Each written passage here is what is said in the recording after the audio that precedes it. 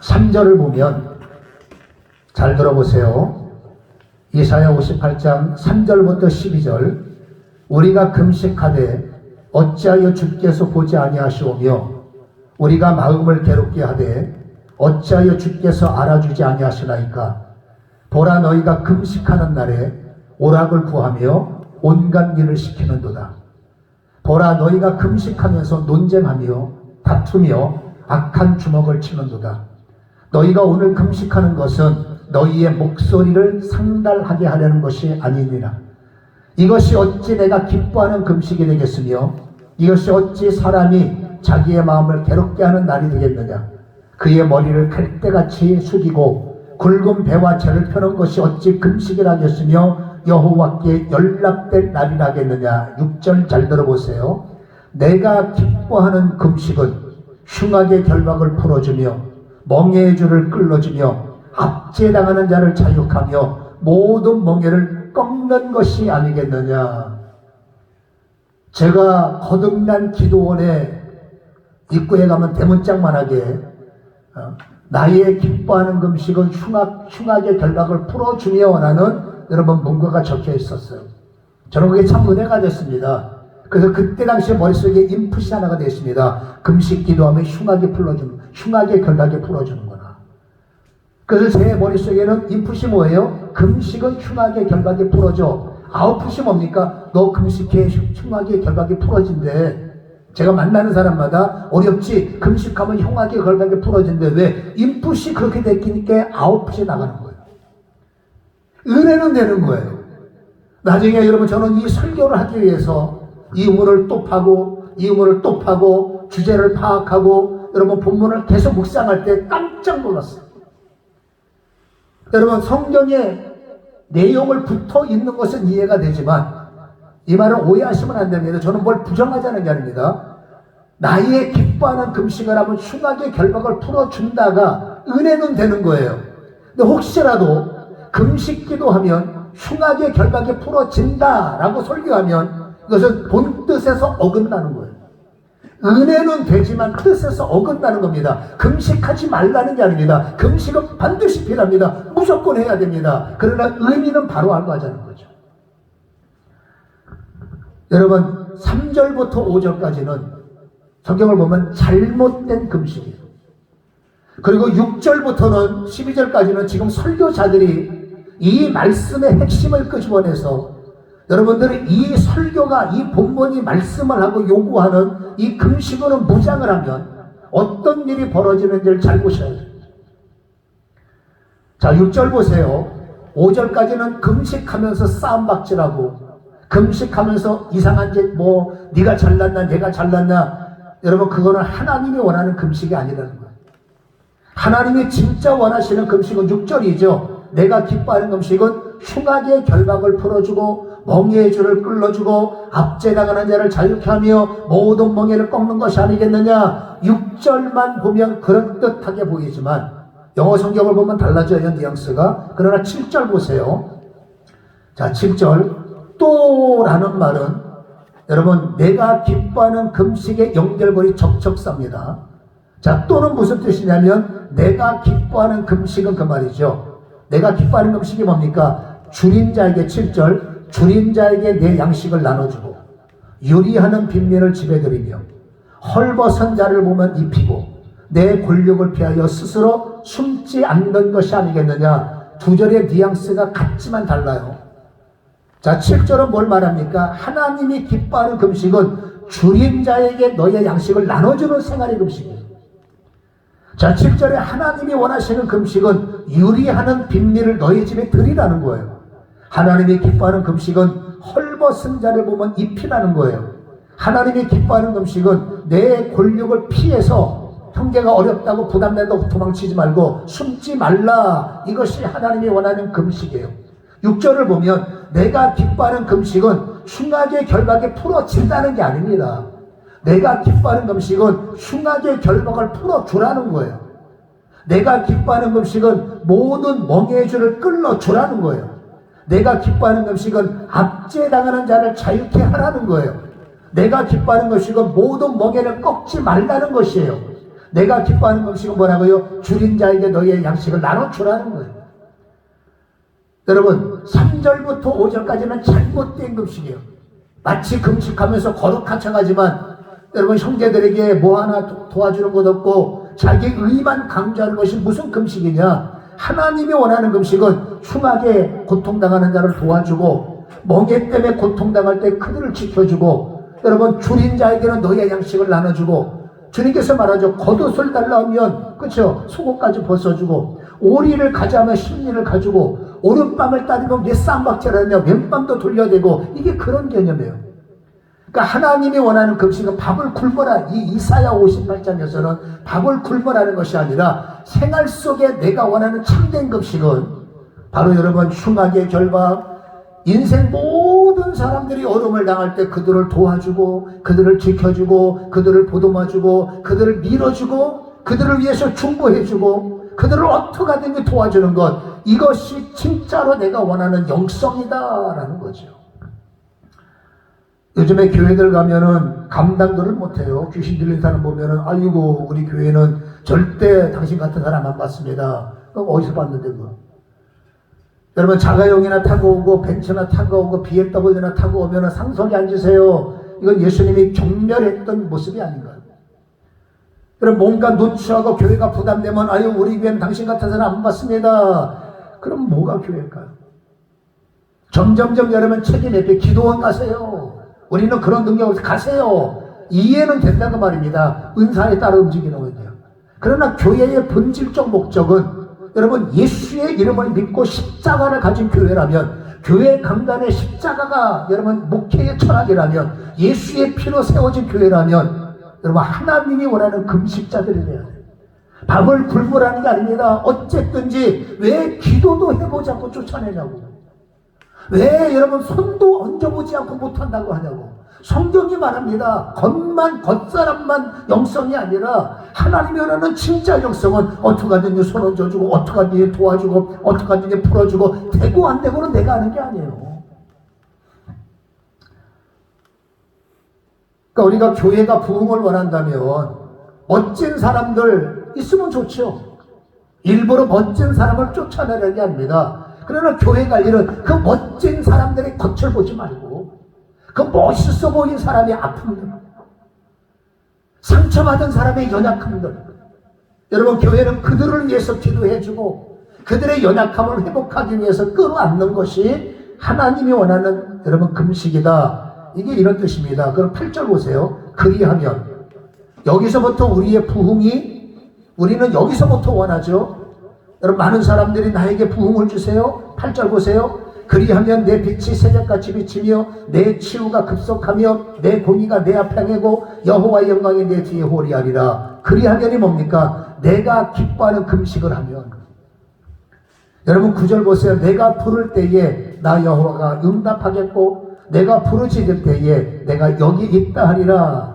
만일 내가 너희 중에 멍에와 또 나오죠. 손가락질과 허망한 말을 저하여버리고 10절 줄인 자에게 내 심정을 통하며 괴로워하는 자의 심정을 만족해 하면 내 빛이 흑암 중에 떠올라 내 어둠이 낙가같이 될 것이며 11절 보세요. 여호와께서 너를 하나님의 뜻대로 살아가는 사역자들에게 너를 항상 인도하여 메마른 곳에서도 내 영혼을 만족하게 하며 내 뼈를 경고케 하리니 너는 물된 동상 같겠고 물이 끊어지지 아니하는 샘 같을 것이라. 할렐루야. 어떤 사역을 하는 것은 목사님들의 자유고 사역자들의 자유예요. 그러나 중요한 것은 어쨌든지 나와 함께하는 하나님이 맡기신 공동체의 약함을 목사는 부담스러우면 안 됩니다. 어떻게 하든지 그들을 도와주고 어떻게 하든지 그들을 치유하고 어떻게 하든지 그들의 무거운 짐을 내려주는 것 이게 나의 사명이기 때문에 여러분 항상 설교할 때마다 오늘도 내 설교를 듣는 자들의 무거운 짐이 내려지게 하시고 오늘도 저들에게 함께 기도할 때 기도의 능력이 저들에게 치유의 권세가 되게 하여 주옵소서. 이 깊은 의물, 이 깊은 기도, 이 깊은 능력으로 예배 속에 그들을 감쌀 때 내가 하는 게 아닙니다. 손은 내가 앉지만 역사는 주님이 하시는 거예요. 그러니까 목회의 방향성, 내가 뭘 설교할 거냐, 내가 어떤 예배를 책도할 거냐, 이 중심을 잡는 것이 굉장히 중요하다. 저도 여러분이 하나님이 원하는 삶의 사역의 금식을 하고 나서부터 그냥 제 개인 간증입니다. 하나님께서 샘물이 터지게 하더라고요. 그 전까지만 해도 정말로 전기세도 제대로 못 나고 일부러 말하는 게 아닙니다. 저도 여러분 이 능력봉에 와서 3년을 기도했어요. 보현봉 꼭대기 올라가서. 그때는 진짜로 전기세도 없었어요. 여기 오려면 차비도 없어요. 기름값도 없어갖고 고민을 했어야 됩니다. 근데 하나님의 은혜를 갖고 하나님의 능력을 받고 이제 여러분 약한 자를 도와주기 시작하고 병든 자들을 고쳐주기 시작하고 내가 하는 게 아니거든요. 여러분 하나님이 원하는 어려운 자들을 돕는 사역이 저희의 교회 속에서 진행되니까 하나님이 열어주기 시작하더라고요. 말씀은 정확하다라는 거죠. 여러분 사람들이 그렇잖아요. 목사님들이 능력 받기 싫어하는 사람은 아무도 없어요. 단지 그것이 잘 안 되기 때문에 괴로운 거죠. 그렇다면 마지막으로 이런 결론을 내려봅니다. 여러분 예수님이 우리에게 주신 은혜와 그 다음에 제자들에게 주신 사명적 명령 두 가지를 잘 조합을 이뤄보면 멋진 작품이 하나가 나오는데 예수님께서 요한복음 7장 38절과 39절에 제자들에게 이런 말씀을 합니다. 나를 믿는 자는 성경의 이름과 같이 그 배에서 생수의 강이 흘러나오리라. 이는 그를 믿는 자들이 받을 성령을 가리켜 말씀하신 것이라. 그렇죠? 여러분 내 배에서 생수가 흘러나오는 시대가 그 받은 생수는 성령의 역사이기 때문에 성령의 기름진 역사가 너희들에게 열려지리라 라는 예고를 우리에게 보여주고 있어요.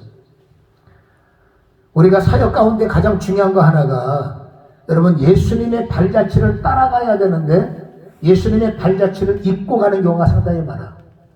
여러분 예수님께서 이 땅에 오셔서 본을 보이신 것이 하나가 있습니다. 그게 뭐냐면 누가복음 3장 21절과 22절이에요. 잘 들어보세요. 자, 예수님께서 30세가 되셔서 사역을 시작할 때 제일 먼저 하신 일이 세례를 받으신 거예요. 백성이 다 세례를 받을 때 예수도 세례를 받으시고 기도하실 때에 하늘문이 열렸다. 너무나 유명한 말이죠. 그러나 여러분 22절의 목적을 보면 여러분 예수님께서 기도하시고 났을 때 22절에 성령이 비둘기 같은 형체로 그 위에 강림하셨다. 자, 예수님 위에 성령이 강림하셨다는 거예요. 하늘로부터 소리가 나기를 너는 내 사랑하는 아들이라 내가 너를 기뻐하노라 하시니라. 성령의 강림과 성령의 임재와 성령의 내주와 성령의 나타남을 다 보이는 말씀인데 누가복음 4장 1절은 이 누가복음 3장 21절, 22절과 바로 연결된 글입니다. 왜냐하면 23절부터는 족보가 나오기 때문에 자 누가복음 4장 1절에는 중요한 정보 하나를 던져줍니다. 이렇게 말합니다. 예수께서 성령의 충만함을 입어 잘 보세요. 예수께서 성령의 충만함을 받아 여러분 제 사역의 핵심 주제가 이거예요. 제가 아까 금식에 대해서 말씀을 드렸는데 여러분 제가 사역하는 현장에 훈련시킬 때 많은 분들이 오셔서 금식도 말씀하시고 뭐 40일 금식 몇 번씩 위대한 일이고 아무도 못하거든요.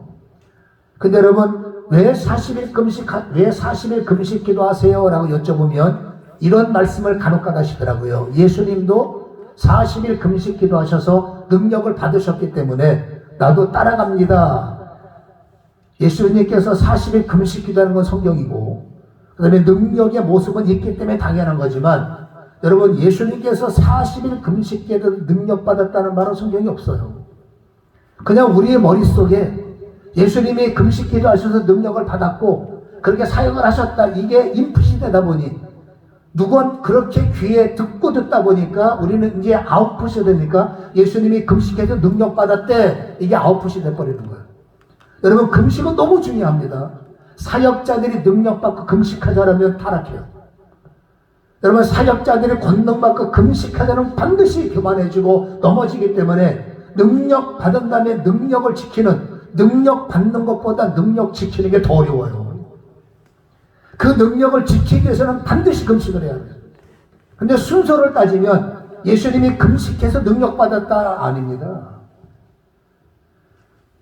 여러분 제가 그래서 누가복음 3장 21절을 읽어드린 겁니다. 예수님의 능력은 어디서 왔어요? 여러분 세례를 받았어요. 그리고 물에서 올라오셨어요. 그때 성경에는 하늘문이 열렸다고 그랬어요. 21절에 성령이 비둘기 같은 형체를 그 위에 강림하셨다고 그랬어요. 그래 하나님의 음성이 있어요.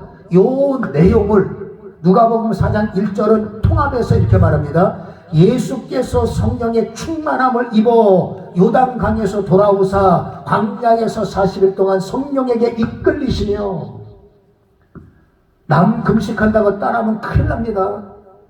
단기 금식은 상관없어요. 뭐 일주일 금식 얼마든지 하셔도 되지만 장기 금식 21일 내지는 40일 나만다가 따라하시면은 여러분 큰일 날 수도 있습니다. 금식은 철저하게 성령의 이끌림을 받아야 돼. 성령께서 이끌어서 감동을 주셔서, 마가복음 1장에는 여러분 성령께서 예수님을 광야로 몰아내셨다고 표현이 그래. 광야로 예수님을 몰아내서 그 광야에서 예수님은 금식기도 하셨다. 그 성경을 통합하면 요단강에서 예수님이 물 위에 올라오실 때 성령이 첫 번째로 강림하셨고, 강림하신 성령이 예수님 안에 임재하셨고 내주하셨고, 이미 성령 충만을 받은 상태에서 그 성령이 이끄셔서 성령과 함께 예수님은 광야에서 금식기도 하신 사건을 우리에게 분명히 보여주고 있죠. 그래서 여러분 능력 받은 사람들이 금식을 하면 더 강해진다는 건 당연한 거 아니겠습니까? 그래서 마태복음 12장 28절에 보면 주님이 중요한 결론 하나를 던집니다. 내가 하나님의 성령을 힘입어 라는 단어. 우리가 설교할 때 아까 깊은 곳에서 금을 던지라는 말씀을 잘 보셔야 됩니다. 하나님의 성령을 힘입어. 여러분 철저하게 성령이 앞서지 않고 성령이 나를 장악하지 않으면 여러분 어떻게 원수를 쫓아내고 어떻게 장님의 눈을 뜨고 어떻게 역사가 일어난단 말입니까? 불가능합니다. 그러나 성령은 창조의 영이세요. 여러분 성령은 나사로를 살리신 분이시고 성령은 예수님을 일으킨 분이기 때문에 여러분 성령을 힘입어 내가 사역하는 현장에 성령이 역사하시고 성령이 기름 부으시면 나는 어려워도 성령은 쉬운 거죠. 그래서 마태복음 12장 28절은 사역자들의 전신갑주 철저하게 하나님의 성령을 힘입어, 예수님도 성령을 힘입어 사역하셨기 때문이죠. 예수님이 승천하시면서 마지막 제자들에게 누가복음 24장 49절을 말씀하셨어요. 볼지어다 내가 내 아버지께서 약속하신 것을 너에게 보내리니 너희는 위로부터 능력이 입힐 때까지 이 성에 머물라. 돈이 있다고 내 맘대로 개척하면 큰일 납니다. 돈이 있다고 내 맘대로 사업장 시작하면 큰일 납니다. 세상 사람들은 모르겠지만 예수 믿는 사람들은 여러분 철저히 성경의 원리를 따라 개척하셔야 돼요.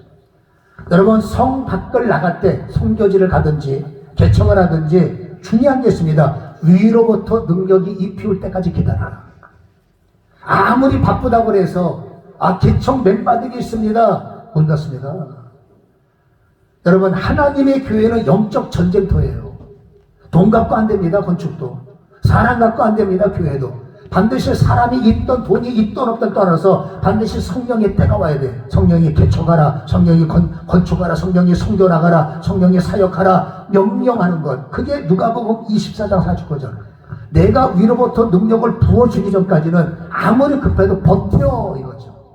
절대 속단하면 안 돼. 남이 본인은 감동됐는데 옆에 기분이 개척해 한다고 여러분 세상 말로 그 말 듣고 개척하면은 큰일 나는 거죠. 그렇죠? 그래서 위로부터 능력이라는 것은 굉장히 중요하다는 것을 우리는 기억하셔야 되고, 사도행전 2장 1절과 4절은 다 알잖아요. 오순절 성령, 그렇죠? 1절에 오순절 날에 주님의 약속을 기다린 자들이 열흘 동안에 기도했어요. 오순절 날이 이르렀을 때 2장 1절 성령께서 오신 거예요. 2절에 하늘로부터 급하고 강한 바람 같은 소리가 앉은 그들에게 온 집에 가득했다. 개역 성경에는 가득이라고 번역했습니다만은 원문을 보면 성령 충만의 뜻이에요. 해석 자체가 앉은 온 집에 가득, 이걸 갖다가 플레레스라는 말은 내적 충만이죠. 그러니까 성령께서 이미 예비하는 자들 말씀을 따라서 열흘 동안 기다리는, 개척하지 않고 성교 나가지 않고 전도 나가지 않고 명령 따라 기다리는 그들에게 가득이라는 것은 앉은 온 집에도 가득하지만 한 사람 마음속에 깊은 바다, 깊은 기도, 깊은 영성, 머리부터 발끝까지 가득 채워지는 것. 이게 마태복음 12장 28절에 하나님의 성령을 힘입어 따라가는 거죠. 그러니까 내가 전도하는 게 아닙니다. 내가 설교하는 게 아닙니다. 성령께서 말해 가심을 따라죠. 그래서 2장 4절에 보면 그 유명하게 그들이 다 성령의 충만을 받고 성령의 말하게 하심을 따라 다른 방언으로 말하기를 시작하더라. 짧은 시간이지만 제가 가지고 있는 내용들을 말씀을 드렸고, 우리가 사역에서 성공이라는 단어를 쓰기가 어렵지만 우리끼리니까 사역의 승리를 위해서는 여러분 아무리 많은 것들이 머릿속에 있어도 이것을 풀어주시고 연결하시고 살게 하실 분은 딱 성령님이에요.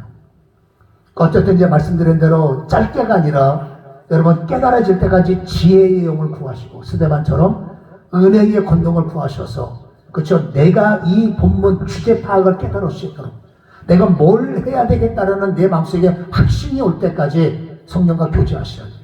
바쁘셔도 들으셔야 되고 바쁘셔도 깨달으셔야 되고, 그래서 성령에 사로잡힌 언어, 성령의 이끌림을 받는 사역 속에 하나님의 역사는 반드시 드러난다는 사실을 기억하시고, 제가 깨닫고 지금 적용하고 있는 내용들을 함께 나눴습니다. 제 개인적인 어떤 나눔이기 때문에 여러분들이 좀 뭐 이해가 되는 것도 있겠고 어떤 내용은 좀 이해가 안 가는 것도 있겠지만, 이해 안 가는 것들은 그냥 접으시고 혹시라도 조금이라도 도움이 된다면 잘 묵상하셔서 사역에 많은 도움과 보탬이 되기를 주님의 이름으로 축원합니다. 기도하겠습니다. 하나님, 스데반처럼 구합시다.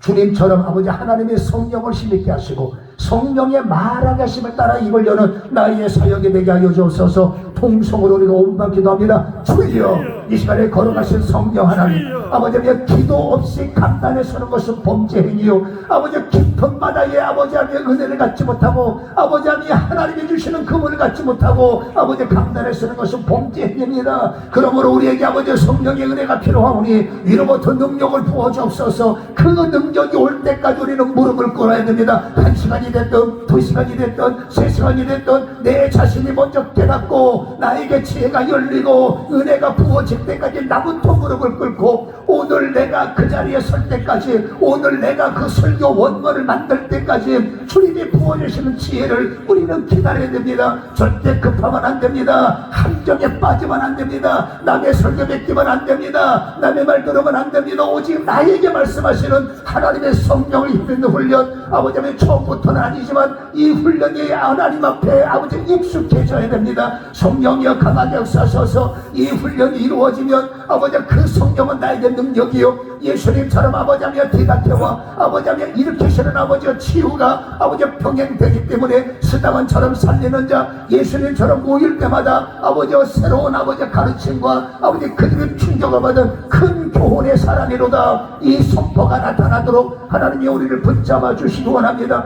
지금 이 시간에 성령의 거룩한 임재와 성령의 거룩한 기름붐이 강하게 임하셔서 아버지여 우리의 머리에 불을 던지시고 다시 한번 사명의 정립이 일어나게 하시고 아버지 하나님의 깨닫는 자리가 되기를 원합니다. 무릎 없이는 아무것도 안 됩니다. 기도 없이는 아무것도 안 됩니다. 아버지 하나님 함정에 빠지면 안 됩니다. 급해도 바빠도 아무리 힘들어도 오직 견고한 기도 외에는 이런 유가 나갈 수가 없고, 베드로 목사님의 아버지 하나님 우리에게 주시는 교훈처럼 우리는 오직 기도하는 일과 말씀 사역에 최선을 다하리라. 이것이 하루에 우리가 해야 할 일이기에 이 일에 아버지 책임자가 되게 하시고 사명자가 되게 하셔서 아무리 바빠도 무릎 꿇는 사역자, 아무리 바빠도 아버지 엎드리는 아버지 우리의 믿음이 될 수 있도록 성령이여 성령이여 강하게 임재하여 주시기를 원합니다. 이곳은 아버지 의미 있는 자리입니다. 아버지 예전부터 우리 선배님들이 이곳에서 불을 받았던 자리요, 이곳에서 성령으로 시작했던 자리이기에 오늘 아버지 그 동일하신 성령의 것이 불같이 마셔서 우리의 무릎에 불이 떨어지게 하시옵소서. 사명의 마음에 불이 떨어지게 하시옵소서. 적은 자들지만 이곳에 성령의 불이 임하셔서 새로운 부역의 아버지 부흥의 기적들이 이곳에서 아버지여 주님의 은혜 가운데 만들어질 수 있도록 태어날 수 있도록, 제자는 타고나는 것이 아니라 만들어지기에 아버지여 주님의 제자들로 쓰임받는 제자들로 이곳에서 다시 한번 거듭날 수 있도록 역사하시기를 원합니다. 귀가 열리게 하시고 심령의 깨달음을 주셔서 하나님의 위대한 일들을 행할 수 있는 영광이 성령에 부어주시고 하나님의 거룩한 영역이 넘쳐날 수 있도록 전신갑주를 취하게 하여 주옵소서. 아버지의 불이, 말씀의 불이, 기도의 불이 제단 위에, 이 제단 위에, 아버지의 제단 위에 살아나게 하여 주시옵소서. 점점점 꺼져가는 어둠 속에 이 제단부터 불이 붙게 하시고, 이곳에서 기도하는 아버지의 사역자들의 심령의 사명의 불과 영성의 불이 타오르게 하여 주옵소서. 성령님 부어주옵소서. 성령이여 사로잡아 주시옵소서. 하나님의 성령을 힘입어 주님의 말씀처럼 그렇게 되어지게 하시고, 위로부터 갑절의 능력으로 무장하는 자리가 될 수 있도록 성령이여 주관하시옵소서. 잃어버린 첫사랑의 사랑의 사명감을 다시 한번 회복하게 하시고, 내게 주신 은사와 영광이 회복될 수 있도록 마른 뼈 같은 자리가 아니라 하늘의 새로운 군대의 자리로 옮겨짐으로 눈 열어 주님 모자를 바라보는 스데반의 눈빛이 나의 눈빛이 될 수 있도록 주님이여 빌기를 다하며 모든 것이 진동하는 사도들의 자리가 될 수 있도록 아버지 우리에게 그 은혜의 계승자가 될 수 있도록 장악하여 주옵소서. 주여 역사하시옵소서. 주여 기름 부으소서. 주께서 함께 하심을 찬양하며 예수님의 걸어가신 이름으로 기도하옵나이다. 아멘. 주님 감사합니다. 계속 각자 조용히 일어났습니다.